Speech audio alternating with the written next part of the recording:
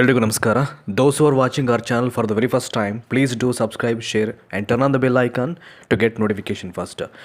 ಈ 2026ರಲ್ಲಿ ಕರ್ನಾಟಕ ರಾಜ್ಯ ಶಿಕ್ಷಕರ ಅರ್ಹತಾ ಪರೀಕ್ಷೆ ಕಂಡಕ್ಟ್ ಆಗ್ಬೋದಾ ಅನ್ನಲಿಕ್ಕೆ ಸಂಬಂಧಪಟ್ಟ ಹಾಗೆ ಒಂದಷ್ಟು ಪ್ರಶ್ನೆಗಳನ್ನು ಆಸ್ಪಿರೆಂಟ್ಸಲ್ಲಿ ಕೇಳಿರುವಂಥದ್ದು. ಸೊ ಅದಕ್ಕಿಂತ ಮುಂಚೆ ಜಸ್ಟ್ ಫ್ಯೂ ಡೇಸ್ ಬ್ಯಾಕ್, ಒಂದು 15 ಡೇಸ್ ಬ್ಯಾಕ್ ಏನು ಒಂದು ಪ್ರಾಮಿಸ್ ಮಾಡಿದರು, 56,000 ರಿಕ್ರೂಟ್ಮೆಂಟ್ ಮಾಡ್ತೀವಿ ಅನ್ನಲಿಕ್ಕೆ ಸಂಬಂಧಪಟ್ಟ ಹಾಗೆ ನೋಡಿ. ಅದ್ರ ಬಗ್ಗೆ ಇವತ್ತು ಅಸೆಂಬ್ಲಿಯಲ್ಲಿ ಸಾಕಷ್ಟು ಡಿಸ್ಕಷನ್ ಆಗಿರುವಂಥದ್ದು. ಸೊ ಒಬ್ಬರಂತೂ ಆಪೋಸಿಷನ್ ಪಾರ್ಟಿಯಲ್ಲಿ ದಟ್ ಈಸ್ 56,000 ಆಫ್ ರಿಕ್ರೂಟ್ಮೆಂಟ್ ಮಾಡೋದು ನೀವು ಶುದ್ಧ ಸುಳ್ಳು ಅಂತ ಹೇಳಿದ್ದಾರೆ.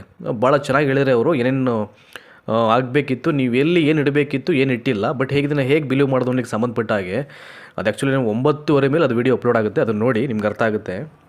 ಆ್ಯಂಡ್ ಇವತ್ತು TET ಎಕ್ಸಾಮ್ ಬಗ್ಗೆ ನೀವೇನು ಕೇಳಿದ್ದೀರಾ ನೋಡಿ, every year TET examination conduct ಆಗೇ ಆಗುತ್ತೆ. ಯಾಕೆಂದರೆ ಕಂಡಕ್ಟ್ ಮಾಡ್ತಕ್ಕಂಥ ಅಥವಾ ನೋಟಿಫಿಕೇಷನ್ ಮಾಡ್ತಕ್ಕಂಥ ಒಂದು ಮಂತು, ಒಂದು 3 to 4 ಮಂತ್ಸು ಆ ಕಡೆ ಈ ಕಡೆ ಆಗ್ಬೋದು, ಬಟ್ ಎವ್ರಿ ಇಯರ್ ಒನ್ಸು ಇದನ್ನು ಕಂಡಕ್ಟ್ ಮಾಡಲೇಬೇಕು. ತುಂಬ ಜನ ಹೇಳ್ಕೊಬೋದು, ಏಕೆಂದರೆ TET ಎಕ್ಸಾಮಲ್ಲಿ ಸಾಕಷ್ಟು ಬಾರಿ ತೆರಗಡೆ ಆಗಿರತಕ್ಕಂಥ ಅಭ್ಯರ್ಥಿಗಳದು. ಸೊ ಅವ್ರದ್ದೊಂದು ಇರುತ್ತೆ ಏಮು, ನಮಗೆ ಫಸ್ಟು ಟೀಚರ್ ರಿಕ್ರೂಟ್ಮೆಂಟ್ ಆಗಬೇಕು, ಸೊ ನಾವು ಎಕ್ಸಾಮ್ ಫೇಸ್ ಮಾಡಬೇಕು. ಈಗಾಗಲೇ ಸಾಕಷ್ಟು ವರ್ಷಗಳಾಗ್ತಾ ಇದೆ ಆ್ಯಂಡ್ ರೆಗ್ಯುಲರ್ ರಿಕ್ರೂಟ್ಮೆಂಟ್ ಮಾಡಲ್ಲ ಅಂತಕ್ಕಂಥದ್ದು ಒಂದು ವಾದ ಅವ್ರ ಕಡೆ. ಆದರೆ ಸೊ ಮತ್ತೊಂದು ಜನ ಏನು, ನಮ್ಮದು TET ಆಗಿಬಿಟ್ರೆ ನಾವು ಕೂಡ ಒಂದಷ್ಟು CET ಎಕ್ಸಾಮನ್ನು ಫೇಸ್ ಮಾಡಲಿಕ್ಕೆ ಅವಕಾಶ ಸಿಗುತ್ತಲ್ಲ, ನಮಗೂ ಒಂದು ಚಾನ್ಸ್ ಸಿಗೋದಿಲ್ಲ ಅಂತಕ್ಕಂಥದ್ದು ಸೊ ಮತ್ತೊಬ್ಬರು ವಾದ.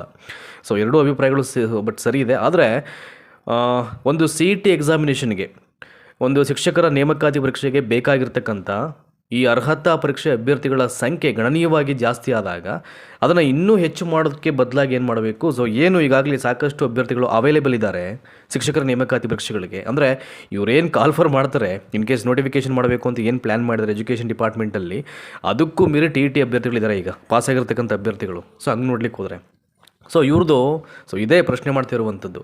ನೀವು ಎವ್ರಿ ಇಯರು TET ಆಸ್ಪಿರೆಂಟ್ಸನ್ನ ಇನ್ಕ್ರೀಸ್ ಮಾಡ್ತಾ ಹೋದರೆ ಈ ರಿಕ್ರೂಟ್ಮೆಂಟ್ ಯಾಕೆ ನೀವು ಯಾವಾಗಲೂ ಯಾವುದೋ ಟರ್ಮಲ್ಲಿ ಮಾಡ್ತಿರಲ್ಲ, ರೆಗ್ಯುಲರಾಗಿ ಮಾಡ್ದೇ? ಇದು ಒಂದಷ್ಟು ಜನರ ವಾದ ಇಲ್ಲಿ.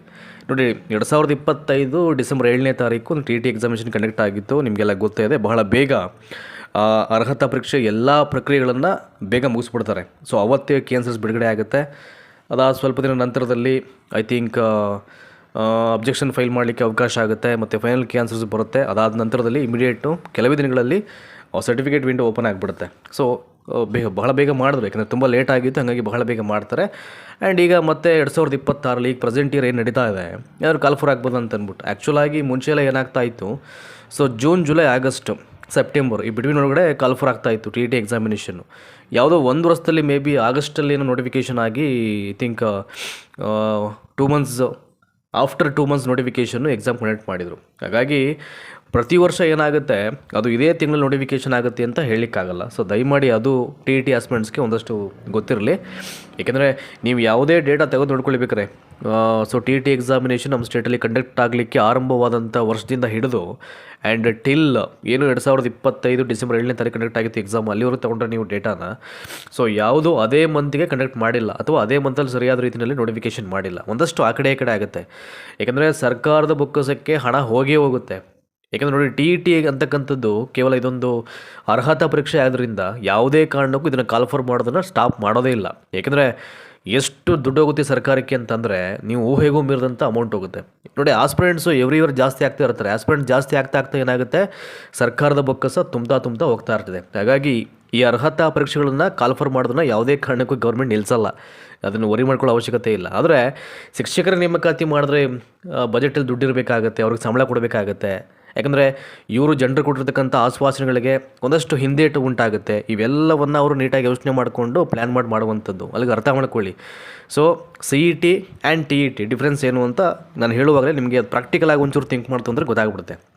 ಹಾಗಾಗಿ ದಯಮಾಡಿ TET ಎಕ್ಸಾಮು 2026 ಏನು ಪ್ರೆಸೆಂಟ್ ಇರೋದೆ ಇದು ಕಂಡಕ್ಟ್ ಆಗೇ ಆಗುತ್ತೆ. ಬಟ್ ಯಾವ ಮಂತು ಅಂತ ನಿಮಗೆ ಆ್ಯಕ್ಯುರೇಟಾಗಿ ಹೇಳಲಿಕ್ಕಾಗಲ್ಲ, ಏಕೆಂದರೆ ಅದನ್ನು ಜೂನ್ ಆಫ್ಟರ್ ವರ್ಡ್ಸ್ ಅದು ಆಗ್ಬೋದು ಅಂತಕ್ಕಂಥದ್ದು ಜಸ್ಟ್ ಒಂದು 2 ತಿಂಗಳು ಬ್ಯಾಕ್ ಒಂದಷ್ಟು ಇನ್ಫಾರ್ಮೇಷನ್ಸ್ ಬಂದಿತ್ತು. ಅದಾದ ನಂತರದಲ್ಲಿ ಅದ್ರ ಬಗ್ಗೆ ಮಾತಾಡಿಲ್ಲ. ಏಕೆಂದರೆ ಮೇಯ್ನ್ ಇರುವಂಥದ್ದು ಈಗ ಇಡೀ ಸ್ಟೇಟಲ್ಲಿ ಎಲ್ಲರ ಚಿತ್ತ 56,000 ವಿವಿಧ ಇಲಾಖೆಗಳಲ್ಲಿ ಏನು ಒಂದು ರಿಕ್ರೂಟ್ಮೆಂಟ್ ಪ್ರಾಸೆಸ್ ಸ್ಟಾರ್ಟ್ ಮಾಡಬೇಕು ಅಂತ ಹೇಳಿದ್ದಾರೆ, ಎಲ್ಲರ ಚಿತ್ತ ಅಲ್ಲಿದೆ. ಹಾಗಾಗಿ ಸದ್ಯಕ್ಕೆ ಅರ್ಹತಾ ಪರೀಕ್ಷೆಗಳ ಒಂದು ಸೌಂಡು ಇನ್ನೂ ಅದು ಆರಂಭ ಆಗಿಲ್ಲ. ಅದಾಗುತ್ತೆ ಅದು, ಏಕೆಂದರೆ ನಾನು ಹೇಳಿದ್ನಲ್ಲ, ಅರ್ಹತಾ ಪರೀಕ್ಷೆಯನ್ನು ಯಾವುದೇ ಕಾರಣಕ್ಕೂ ಸ್ಟಾಪ್ ಮಾಡೋ ಚಾನ್ಸಸ್ ಇಲ್ಲ. ಸರ್ಕಾರಕ್ಕೆ ಒಳ್ಳೆಯ ಆದಾಯ ಆಗುತ್ತೆ ಅದರಿಂದ. DD ಅಂತೂ ಈಗ ಐ ಥಿಂಕ್ ನೆಕ್ಸ್ಟ್ ಇಯರ್ ಏನು ಜಾಸ್ತಿ ಮಾಡ್ತಾರೆ ಏನೋ ಗೊತ್ತಿಲ್ಲ ಡಿಗಳನ್ನು, ಬಟ್ ಹೇಳಲಿಕ್ಕಾಗಲ್ಲ. ಅಪ್ಲಿಕೇಶನ್ ಅಂತೂ ಈವನ್ ಏನಾಗ್ಬಿಡುತ್ತೆ, ಟಿ ಎಕ್ಸಾಮ್ ಪಾಸ್ ಮಾಡೋರು ಅಪ್ಲಿಕೇಶನ್ ಹಾಕ್ತಾರೆ, ಫ್ರೆಷರ್ಸು ಅಪ್ಲಿಕೇಶನ್ ಹಾಕ್ತಾರೆ. ಎಷ್ಟು ದುಡ್ಡು ಹೋಗುತ್ತೆ ಸರ್ಕಾರಕ್ಕೆ?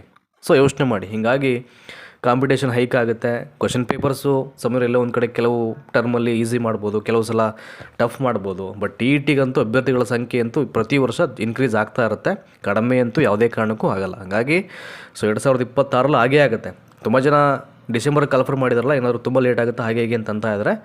ಸೊ ಆ ಥರದ್ದೇನು ತೀರಾ ಲೇಟ್ ಆಗಲ್ಲ ಅಂತ ಅನಿಸುತ್ತೆ. ಸೊ ಅಕಾರ್ಡಿಂಗ್ ಟು ಮಿ ಬೇಗ ಆಗ್ಬೋದು. ಅಂದರೆ ಫಸ್ಟ್ ಮಾಹಿತಿ ಬಂದ ಅವಾಗೆಲ್ಲ ಬರ್ತಾಯಿದ್ದ ಮಾಹಿತಿ ಏನು, ಸೊ ಅಕಾಡೆಮಿಕ್ ಇಯರ್ ಏನು ಸ್ಟಾರ್ಟ್ ಆಗುತ್ತೆ ಅಷ್ಟರೊಳಗಡೆ, ಈಗ ಜೂನ್ ಜುಲೈ ಆಗಸ್ಟ್ ಒಳಗಡೆ ನೋಟಿಫಿಕೇಷನ್ ಮಾಡಿಬಿಟ್ಟು ಎಕ್ಸಾಮ್ ಅದೇನು ಟಿದು ಏನು ಪ್ರಕ್ರಿಯೆ ಇದೆ ಅವೆಲ್ಲವನ್ನು ಮುಗಿಸ್ಬಿಡಿ ಅಂತಕ್ಕಂಥದ್ದು ಮುಂಚೆ ಇತ್ತು ಅವಾಗೆಲ್ಲ. ಅದಾದಮೇಲೆ ಅಂದರೆ ಕರೆಕ್ಟಾಗಿ ಸೊ ಸರಿಯಾದ ರೀತಿಯಲ್ಲಿ ಅವ್ರು ಮಾಡ್ತಿರಲಿಲ್ಲ. ಅಕಾಡೆಮಿಕ್ ಇಯರ್ ಆದ ಒಂದು 3-4 ತಿಂಗಳಿಗೆ ನೋಟಿಫಿಕೇಷನ್ ಮಾಡೋರು.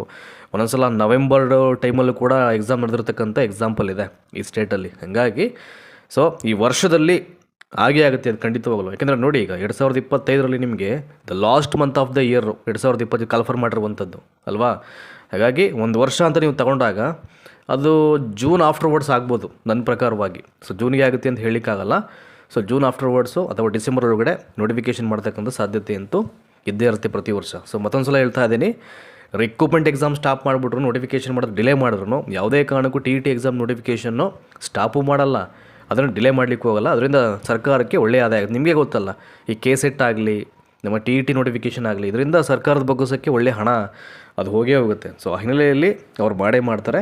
ಸೊ ವೆಯ್ಟ್ ಮಾಡಿ. ಸೊ ಎಲ್ಲದಕ್ಕಿಂತ ಮುಖ್ಯವಾಗಿ ಮೇಯ್ನು ಈಗೇನು ರಿಕ್ರೂಟ್ಮೆಂಟ್ ಮಾಡಬೇಕು ಅಂತ ಪ್ಲ್ಯಾನ್ ಮಾಡ್ತಿರೋ ಅದನ್ನು ಮಾಡಬೇಕು. ದಟ್ ಈಸ್ ವೆರಿ ಅದ್ರ ಬಗ್ಗೆ ನಿನ್ನೆ ನಾನು ಹೇಳಿದ್ದೀನಿ ನಾನು. ಸೊ ನಮಗೆ ಗೊತ್ತಿರತಕ್ಕಂಥ ಮಾಹಿತಿಯನ್ನು ಇಟ್ಕೊಂಡು ನಿನ್ನೆ ಅದ್ರ ಬಗ್ಗೆ ಹೇಳಿದ್ದೆ. ಸೊ ಇದಿಷ್ಟು ಮಾಹಿತಿ. ಸೊ ತುಂಬ ಜನ ಯಾವಾಗ ಆಗುತ್ತೆ ಏನು ಕತೆ ಅದ್ರ ಬಗ್ಗೆ ಕೇಳೋದು ಬೇಡ.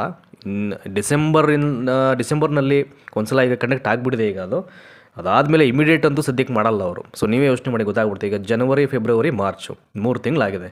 ಸೊ ಈಗ ಒಂದು ಟರ್ಮ್ ಟಿ ಎಕ್ಸಾಮ್ ಆದ ನಂತರದಲ್ಲಿ ಸೊ ಕಡಿಮೆ ಅಂದರೂ ಹೆಚ್ಚು ಕಡಿಮೆ ಒಂದು 6 ಮಂತ್ಸ್ ಆದರೂ ಕ್ರಾಸ್ ಆಗಬೇಕು. ಆಫ್ಟರ್ವರ್ಡ್ಸು ನೋಟಿಫಿಕೇಷನ್ ಮಾಡ್ತಾರೆ ಅವರು. ಸೊ ಅಲ್ಲಿವರೆಗೂ ವೆಯ್ಟ್ ಮಾಡಲೇಬೇಕಾಗುತ್ತೆ. ಸೊ ಧನ್ಯವಾದ ಈ ಒಂದು ವಿಡಿಯೋನ ವಾಚ್ ಮಾಡೋದಕ್ಕೆ.